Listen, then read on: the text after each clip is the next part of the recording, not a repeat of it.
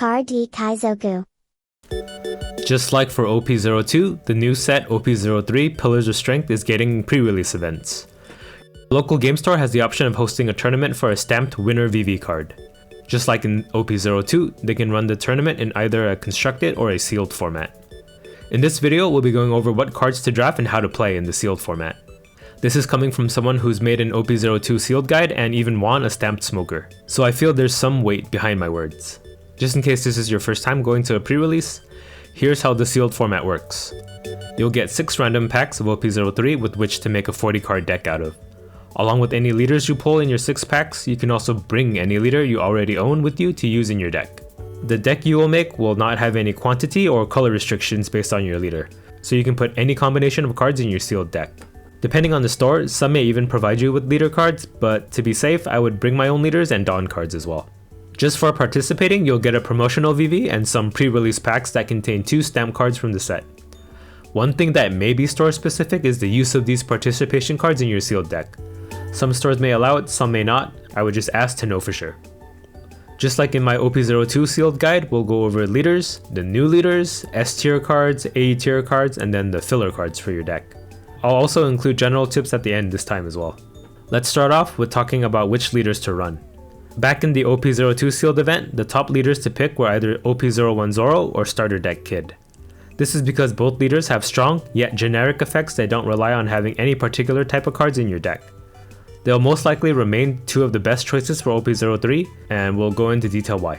First off is Roronoa Zoro. His leader ability has a cheap cost of 1 Dawn to provide all your characters with 1 Dawn in power. The reason Zoro is so strong in a sealed format is that a lot of the interactions in this format boil down to raw math. Being able to swing for 1k more than normal means your opponent needs more resources to defend. In a format where decks aren't tailor-made with defensive options and powerful synergies between cards, 1k power is usually enough to overwhelm an opponent. Zoro also doesn't lose anything to gain this advantage. That 1 Dawn you attach to leader to activate his effect means you now have a 6k leader that you can swing with. The general game plan with Zoro is to force your opponent to need to commit their defensive cards to keep their board alive until they run out, and then you can overwhelm them with your characters on board. Next we have Eustace Kid.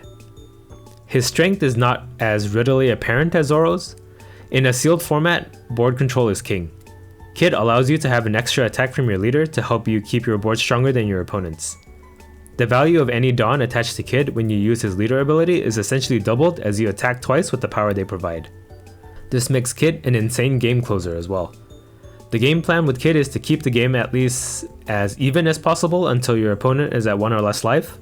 At this point, if both decks have been built well and have been trading efficiently, you'll both most likely be low on resources. This is where a double 12k swing from your leader usually spells lethal against an opponent. Without any blockers, there's really no way for your opponent to live through your final assault once both of you naturally get low on life. Now with that out of the way, let's take a look at the new leaders in OP03. First off, we have Portgas the Ace. I'd actually consider him conditionally viable, and it's all thanks to one card in particular that I'll go over later in the card section. Other than that, Ace does make it a little less punishing to run event cards in place of strong characters. If you happen to get a lot of the strong event cards in your 6 packs, I'd consider Ace as actually playable. Next we have Kuro. Honestly, low-key also conditionally viable depending on your packs. It's a lot more difficult to run Kuro over Ace as the card pool you need to make him viable is a lot smaller. If by some miracle you happen to get a lot of East Blue cards in your 6 packs, Kuro may work, as the only non-OP03 cards I run in my constructed Kuro deck are 2k counters and 4k event counters. So all the tools you'll need are already contained within OP03. His leader ability is strong as it is a double attack similar to Kid's, except instead of having to discard a card to do it, you tap 2 East Blue characters instead. Running Kuro may be risky as a lot of East Blue characters are pretty bad on their own. It's only in a tailored Kuro deck that they become good. Fortunately, in a sealed format, we also get access to the blue East Blue cards as well, making the deck a little easier to run. At the top end, you at least need Gin, Krieg, and Django. I would just drop Kuro if you don't have at least these 3 cards. The general game plan for Kuro is to play cheap East Blue cards early like Nami, Alvida, Buggy, Pearl, and even Kaya.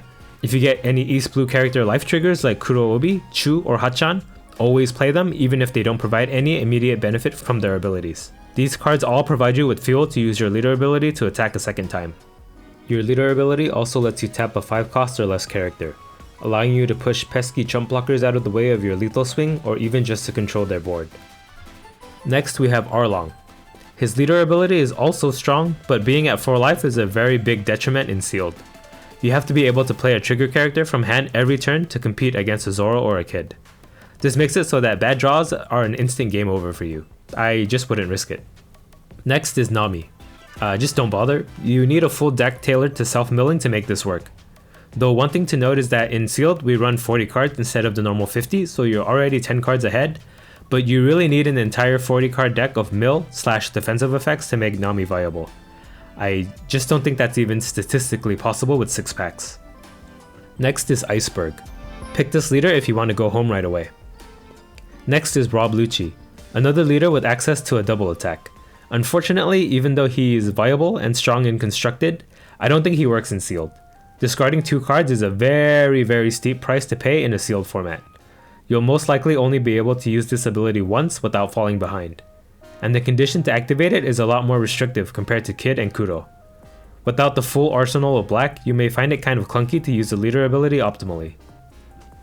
Next is Black-Yellow Charlotte Lin. Again, being at 4 life is a very huge disadvantage. Your leader ability needs to be bonkers as a trade-off. Unfortunately, I don't think Big Mom's ability is enough. Black-Yellow Big Mom excels in the grind game. Her game plan revolves around keeping your opponent in the frustrating limbo of not being able to finish you off as they lose attackers one by one until they have nothing left. To do this, you need access to the incredibly strong defensive option contained within yellow and black. You just don't have access to this in the sealed format, so I wouldn't risk it. Lastly is Charlotte Katakuri. I consider him actually generally viable. His leader ability lets him swing for 7k for 1 Dawn. In a format with limited defensive options, swinging for 7k every turn really adds up. Triggers are a lot more impactful in the sealed format too, as there's less answers available to deal with them. Being able to control you or your opponent's triggers will be really helpful. I'll go over it in the following card section, but some of the strongest cards for sealed will be character cards with triggers. So in summary, we have the safe picks as Zoro, Kid, or Katakuri.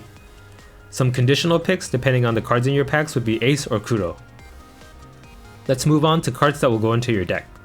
OP03 is a little different to OP02 in that there's no low rarity pool of big vanillas that everyone will have access to. OP02 had the Whitebeard Pirates vanillas that went all the way up to 9k power with Little Oars Jr. The biggest vanilla in OP03 is Jabra with 7k, which means the value of any bombs you happen to get in your packs is even higher this set. Let's take a look at the top 10 cards in order of power in OP02. Half of these are common to uncommon rarity, so they were plentiful to go around. Let's take a look at OP03's top 10. See what I mean? Jabra is the only common you'll find. 7k power isn't even enough to fill up the top 10, so the raw power level of OP03 is much lower. The removal cards in OP03 aren't too great either. They exist, but their costs are quite heavy. Because of this, I don't think I would even run most of them. Alright, let's start off with the S tier cards. These are cards that'll give you a big advantage over your opponent. Basically, every 2k counter should be an auto include. As I mentioned before, everything comes down to raw math, and 2 is greater than 1, in case you didn't know. You want your characters to live and theirs to die. 2k counters help us achieve that. Some are even playable in a pinch. Virgo can't be KO'd by battle in a format where 90% of the interactions will be battles. Kaya lets you cycle 2 cards for 1 Dawn, allowing you to discard early game cards for late game cards when you need them. Hachan is a free body on trigger and it helps Kuro activate his leader ability. Sanji can draw you a card for 2 more Dawn attached. The 2k counters in OP03 are much more flexible than OP02. For the rest of S tier, we'll go by color. In red, we have Marco. Marco can kill a 3k body on play. This is a very strong effect. Chump blockers will see a lot of play this set. They mess up your math and make it hard to trade. Any extra Dawn you place on an attacker to kill another character is wasted if they're blocked. Marco can help us kill a lot of the small ones. Marco himself is also a very sticky card. Even though we'll most likely not be running a dedicated red event deck, since we have access to events from other colors, I would imagine it not being too hard to be able to revive him a few times to keep your board strong. Next is Fire Fist. For the same reasons that it won't be too difficult to activate Marco's revive effect, you won't have much trouble being able to pay the price for Fire Fist as well. Fire Fist comes with an incredibly strong effect too. You can kill 2 characters with it, one that's 5k power and another one that's 4k. This is a very strong early game play as it'll set your opponent behind 2 turns of development. This card does fall off late game as sealed matches tend to devolve to playing bigger and bigger characters, but you can still use it to kill 2 chump blockers to secure lethal in the end as well. The next 3 cards are what make Ace conditionally viable. They're mutually inclusive. Ace is only viable with these cards, and these cards are only viable if you're playing Ace. The first card is Flame Emperor. This card alone makes up 90% of the reason why I think Ace might be viable. It is one of the most efficiently valued cards in the entire game. If your leader is Ace, you can KO anything that costs 8k or less, and your leader gets plus 3k in power and double attack. All of this for 7 Dawn. This accomplishes everything we need to do to win in a sealed format. 1. Trade into the enemy board, in this case straight up just KO them. 2. Make them lose more life than you do. It even has an amazing trigger, allowing you to kill a 6k or lower character. Next is Crossfire. Crossfire is the ultimate trading tool. Anything you reduce by 4000 power is sure to die. You can even use it defensively like a 4k counter to save one of your characters. You have this much flexibility for 2 Dawn, which is how much a 4k event counter would cost anyway. Crossfire in combination with Flame Emperor lets you kill any character in the set, except Fukuro. The trigger lets you play it for free too, messing up any attack plans your opponent may try to carry out. Lastly, we have Buggy. If we're an Ace stack running strong event cards like Flame Emperor and Crossfire, it would help us if we had a 1-cost searcher that could help us consistently draw these cards. Buggy is also amazingly statted at 3k for 1 Dawn. One other benefit to Buggy is that he's immune to slash attribute characters and leaders. Guess what the number 1 leader pick is? That's right, Zoro and Kuro, technically, are slash attributes. If your opponent is new to OP03, they'll for sure be caught off guard by this, as I also had to learn by experience multiple times by now. Just remember to say no take backsies after they attack into Buggy. What, is this a dick move? Come on, there's a winner Vivi on the line. Next is green. We have Krieg. Krieg works with or without Kuro as a leader. His on-play ability will net you early to mid-game value. What makes Krieg especially potent is his access to double attack for 1 Dawn. Double attack makes it so that a successful hit to life counts for 2 damage. Life cards are incredibly precious in sealed. Krieg forces your opponent to decide between spending half their hand to stop a double attack or just to take 2 life. Next up is Buggy. He's essentially a vanilla 3 cost, and normally I would put all the low cost vanillas in the filler tier, but what makes Buggy S tier is that he's immune to slash attribute characters and leaders, same as Red Buggy. This makes it really hard for Zoro players to get rid of him early, as they need to wait until they have a non-slash character to attack into Buggy. I can almost guarantee you that there will be someone you face who isn't paying attention to this effect, and they'll waste an attack on him. Just hope that the one who isn't paying attention isn't you. Next up are cards that would be S rank in a Kuro deck. Same as with Ace, these cards are mutually inclusive with Kuro. First up is Gin. Gin lets you tap 2 4-cost or lower characters on play. This helps solidify your early to mid game and even helps you deal with chump blockers at all stages of the game. Next up is Django. He's a flexible card that comes with 2 optional effects. He can untap another East Blue character or leader. This can target your Krieg. This means you can potentially attack for 12k and land his double attack twice in 1 turn. That's 4 life cards in 1 turn if both hits land. It's even good on your leader as you can swing for 10k twice. Whether it be to clear their board or to end the game, 2 10k swings is nothing to scoff at. That's literally one of the reasons Kid is strong in sealed. His other effect lets you tap another character by tapping him. I don't think I've ever actually used this effect when I play Kuro, but it's there if you need it. Lastly, we have Nami. If we're running Kuro, we need all the East Blue fodder we can find to activate our leader ability. Nami helps us twicefold in that regard. She herself can be fodder for Kuro's leader ability, and she can search into another. It would also make finding Krieg and Django more consistent as well. Next is blue. We have Gum Gum Giant Gavel. It provides 4k in counter for 1 Dawn at the price of 1 card in hand. It's a great way to turn a useless early game card in hand into a 4k counter in the late game. As a trigger, it can really slow down your opponent's board development as well. Next is Sanji's Peel-Off. Draw effects in sealed are very strong. I'd say its main effect on its own would land Sanji's Peel-Off into the A tier, but the fact that it has a trigger that lets you play it for free makes it S. This both thins out your deck and provides you with card advantage. In a format where each counter matters, you need to take all that you can get. Next up is 3000 Worlds. Holy moly, what a card. Removal is strong in a sealed format. Your opponent can always counter out of an attack, but not out of a removal effect. 3000 Worlds is already amazing in constructed, but in sealed, you have access to black's cost reducing effects as well. With Isho and Khalifa, your 3000 Worlds can hit even some late game cards. It even has a small removal effect on trigger. The last card in blue is Sogeking. He can bounce a 6 cost back to hand, which is all but 7 other cards in the set. You can even cycle 2 cards to get rid of early game cards in favor of more useful ones in the late game. He even has 1k counter to top it off. His stat line leaves much to be desired, but the rest of his benefits make him worth it. Next is purple. It's only Gum Gum Jet Gatling. For the same reasons Giant Gavel is good, Jet Gatling gives you a defensive play even when you have 0 Dawn up, though for 1k less power. The trigger is great too, allowing you to ramp 1 Dawn, which might strengthen your curve. Next is black. We have Isho. Isho comes with a devastating discard 2 effect if your opponent has 6 or more cards in hand. Card draw is especially important in sealed, so the inverse must also be true. Discarding cards is especially damaging to your enemy.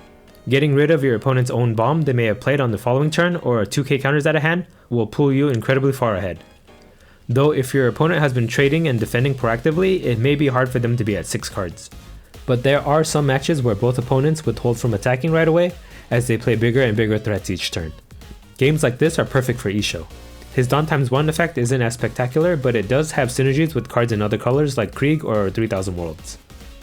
Next is Fukuro. Normally I would put the blockers in A tier or filler, but Fukuro is the only S tier blocker. This is thanks solely to the fact that he's immune to KO effects. That means an early Fukuro played will always survive until you need him at the most crucial moment. He even has 1k counter, just an insanely good blocker. Next is 6 King Pistol. Just copy paste what I said about Jet Gatling. The trigger lets you replace itself so you don't lose out on anything either. Next up is yellow. I want to preface this section by saying that I think yellow has some of the strongest cards of the set. Namely this trio of cards. Cracker, Smoothie, and Perospero all have triggers that allow you to play them by discarding 1 card in hand. I predict that this kind of effect is downright broken in a sealed format. In a format that values raw math, the value of cheating out a 5k body on board is too high to pass up. In a Zoro deck, they all become 6k attackers requiring 2k in counter to defend against. I'm sure you have reservations in slotting a 5k power character with an expensive cost of 4, but the payoff of hitting the trigger is worth the risk. In order of strength, we have Cracker. What makes Cracker better than Smoothie is that he has access to 1k power and double attack for 1 Dawn if you have less life than your opponent. If you're going second, you'll usually be on defense and will most likely take the first life hit. Cracker allows you to turn the tide and put them at lower life than you. He also comes with 1k counter in case you draw him instead of triggering him. Next is Smoothie. Her effect is not viable in sealed. The only times I could see you actually using it is for like a final push for lethal or something. But she also has 1k counter, so she's not useless if drawn instead of triggered. Lastly, we have Perospero. He doesn't have counter, so he's kind of a dead card in hand. But it's not a bad idea to play him as a vanilla 3 cost. He replaces himself on death. But since we're not running a dedicated Big Mom deck, your chances to whiff are pretty high. Next up is Ikoku Sovereignty. It's a 2 Dawn event counter that counters for 5k. So not only does it counter for 1k more than other 2 Dawn event counters, it also is the only one we have available in OP03. This will be one of your strongest defensive cards. The trigger is great too. If you've got 2 cards to spare, you can actually heal 1 life, which is incredibly strong in a sealed format where lethal is hard to come by. Next up we have Charlotte Linlin, the bossiest of boss monsters of the set, the bossiest of boss monsters of the entire game. She costs an entire turn's worth of 10 Dawn, but she comes with a 12k body, but she both takes 1 life from your opponent and gains you 1 life. You establish an incredibly sticky body that can trade with any card in the set, and you set the life race 2 steps in your favor. And lastly we have Charlotte Katakuri, one of the other very few bombs of set 3. He's an 8k body for 8. Only Isho and Big Mom have a higher stat line. You can target any card in the set aside from Big Mom with his on-play effect. One other way you can use Katakuri is to heal yourself by 1 life by targeting one of your own cards. This can be a card with a beneficial trigger or just any card to stall for 1 more hit of life. Sometimes 1 extra life is all you need to survive until you can swing back with your 8k body the turn after. Alright, let's move on to the A tier cards. These cards are great and they'll still give you a slight edge over your opponent. Basically any of the 4 cost vanillas should be included in your deck. Speed Jill, Kumadori, and Charlotte Opera provide great value since they require 2k counter to defend when attacking into a leader. They also have 1k counter too, so they're not dead cards in hand. Since character cards aren't as big in this set, 6k swings quite a lot over other character cards in the set. Similarly, Jabra is good for the same reason. He's a vanilla 5 cost that can swing for 1k over the vanilla 4 costs. There's actually only 3 other cards in OP03 that have a higher attack stat than him. Every other card at 7k power costs 1 more Dawn, so you can get Jabra out earlier. Since he's low in card rarity, it'll be easy to get multiple copies of him. He's an auto include for sure. With the vanillas out of the way, let's look at the chump blockers. We have Fossa, Lim, Pearl, Carne, Boodle, Chimney and Gombe, Charlie, and Charlotte Galette. The reason chump blockers are good is because they really screw up the math for your opponent. Usually you want to attack 2 Dawn over a character to have a good chance at killing it. 4 Dawn if you want to secure the kill. Chump blockers disincentivize your opponent from doing this. Any additional Dawn committed to kill one of your characters is neutralized via a block. But if they don't attach extra Dawn for an attack, then you can easily counter out of it from hand, leaving your blockers up. This makes it really hard for your opponent to kill any of your priority threats. The only thing you have to worry about is the ratio of blockers to attackers. You don't want too many blockers as they'll clog up your hand. There's quite a lot of chump blockers this set, so be careful of this. Let's move on to other cards by color. First up is Audio. Now that we've gone over how strong chump blockers are in Sealed, we can see how useful Audio's effect is. For 1 attached Dawn, your opponent can't use any blockers with 2k or less power to block him. This allows Audio to access priority targets hidden behind blockers. Though some of the chump blockers are big enough to ignore this effect, he still attacks through a majority of them. Next up we have Haruta. Haruta is like a starter deck Nami. You can shuffle 1 rested Dawn around to a character to attack with. Sealed is a game of inches, so having 1 extra Dawn to utilize in a turn makes all of the difference. Being at 2 Dawn, you can play him early on, and with the limited amount of removal in this set, he's sure to stay on board to provide you with value the entire match. Also in red is Fiery Doll. It's a 2 Dawn event that gives your leader 4 Dawn in power. This can come in handy when you want to use your leader to trade into bigger characters. With 7k being the common high number to worry about, 9k from your leader will almost guarantee a kill on any of them. The trigger can also buy you some breathing room too. Next is green, and only if you're playing Kuro. Kuro Obi is a good card to include. He is a trigger that lets you play him, which helps pay for Kuro's leader ability.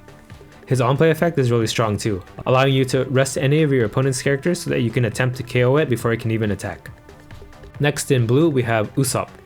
Having rush means he can attack on the same turn that you play him. You can think of him as a light removal effect that comes with the body. The only issue is that at 5k he's a little too fragile to be in S tier, so I put him in A. Next is Zeph. He's similar to Marco, except he bounces a small character back to hand instead of KO. This is a little frustrating as a lot of the chump blockers you can bounce back to hand also have 1k counter, so they're not useless afterwards. He doesn't come with a revive effect either, so that makes him 1 tier below Marco. Next in purple we have Monkey D. Luffy. You'll most likely never use his Dawn -1 effect, he's just here because he has a 7k stat line. Next in black is Blueno. He's the largest blocker of the set. You have to attach a Dawn to him to get access to this effect though. The good thing about Blueno is that you also have the option of using him as an attacker as well, as he has an aggressive 6k stat line. His on KO effect is great too. Your targets will most likely be Khalifa, Kumadori, or Fukuro, so you'll most likely whiff, but he's an A tier not because of this on KO effect. This extra effect is just a nice cherry on top if you can manage to get value out of it. There's also Rob Lucci. He's just here because he has a 7k body. He's not as Dawn efficient as Jabra, but 7k seems to be the bar to meet in OP03. If you happen to be able to activate his on-play effect to gain rush, that's even better. Remember, CP9 event cards also count for this effect too. And that's it for the A tier cards, let's move on to filler. I won't go over each one in detail, but essentially it's anything with at least 5k power. These cards are either not Dawn efficient or lack counter power, with the exception of Alvida and Chu for a Kuro deck. Alvida is a cheap character you can play out to use as fodder for Kuro's leader ability. Chu can be played via trigger for the same reason. His on-play ability can be a nice effect, but you'll want to play him even if you have no valid targets. That wraps up the cards. Next I'll go over general tips I picked up from the OP02 pre-release and some things I'm predicting for OP03. So basically you'll always want to play the biggest guy you can play every turn, even if you're playing Zoro. I played against some Zoros that try to go for a wide strategy over a tall one by playing a lot of cheap 2-cost 4k power characters. Without the full support of a proper constructed Zoro deck, going wide always loses to going tall. The bigger characters will eventually take out all your smaller ones and you won't have the resources to refill your hand. If it takes more than 1 card's worth of counter to save a smaller character, just let it die. Save your counters for protecting your bigger characters. This advice may be a little harder to follow in OP03 since everyone won't have access to Kingdu, Thatch, and Little Ors Jr., but the principle still applies. If you can help it, save your counters for your 7k or higher characters. Always be prepared for a character to be played via trigger. Let's say in this scenario you have 2 life left and your opponent only has 1. They have 1 character out on board. Great, the max damage they can deal to me next turn is 2, so I won't even worry about leaving Dawn up for an event counter. Let's attack into their leader and bring them to 0 life so that we can finish them the turn after. We live next turn no matter what anyway, right? So you attack, and they take the life damage and oh, they get a cracker trigger. Now they have that 1 extra attacker needed for lethal and you have no Dawn up for an event counter. There's a lot of cards would play this card as triggers this set, so you'll have to play with some level of paranoia to avoid situations like this. So that wraps up my OP03 sealed guide. I hope it helps you win your own stamped VV card. Let me know how your pre-release events go. I'm expecting you all to show me your stamped VV cards in the comments below. Okay, bye. Card Kaizoku.